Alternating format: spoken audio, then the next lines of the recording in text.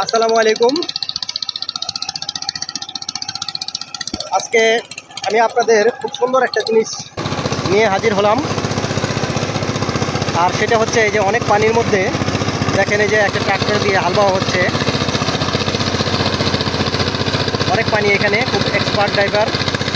তো এখানে হাল চাষ করতেছে, এই যে আস্তে আস্তে চাষ করতেছে। এটা হচ্ছে ছোটো ট্রাক্টর, এখানে আমি দেখাই কাছ থেকে। এই জমিতে অনেক পানি। আমাদের একটা জমিতে হচ্ছে এর মধ্যে ধান রোপণ করবো।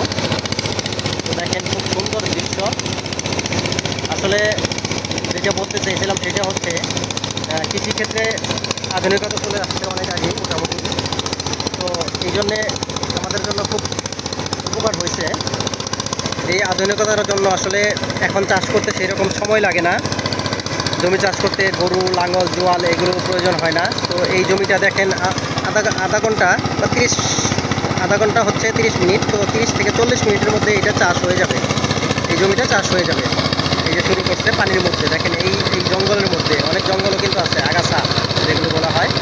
তো এটা যদি গরু দিয়ে, লাঙল দিয়ে, জোয়াল দিয়ে চাষ করা হতো তাহলে কিন্তু অনেক সময় লাগতো, অনেক সময়ের প্রয়োজন ছিল।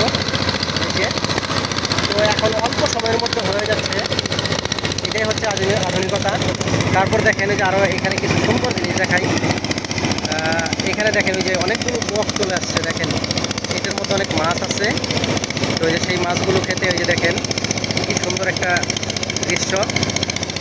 এই যে দেখেন অনেকগুলো বক আসছে, এখানে অনেক বক চলে আসছে এই যে মাছ খাওয়ার জন্য। ওই যে ওইখানে বক আর বক, অনেক বক। ওই যে দেখেন মাছগুলো ধরে ধরে খাচ্ছে। আমার খুব ভালো লাগতেছে ওদের ধরে ধরে মাছ খাওয়া দেখে। তো ওইদিকে এই জন্য আমি যাচ্ছি না, যে ওদের ডিস্টার্ব হবে, ওরা আসলে ভয়ে উড়ে চলে যাবে। তো এই জন্য আমি ওই সামনের দিকে যাচ্ছি না।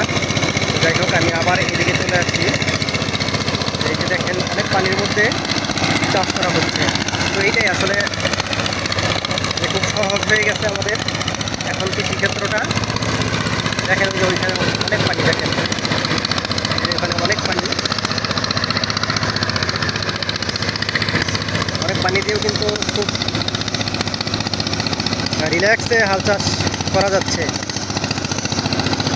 তো এখানে আসলে অনেক কষ্ট ছিল, একজন মানুষ কেউ হাঁটা লাগতো গরুর পিছনে পিছনে, গরুগুলোর কষ্ট হতো।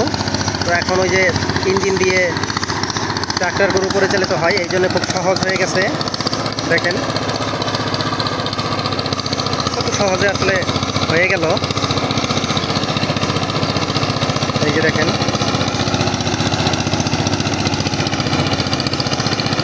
তো আজকের মতো বিদায় নিব। ভিডিওটা কেমন লাগলো কমেন্টে জানাবেন।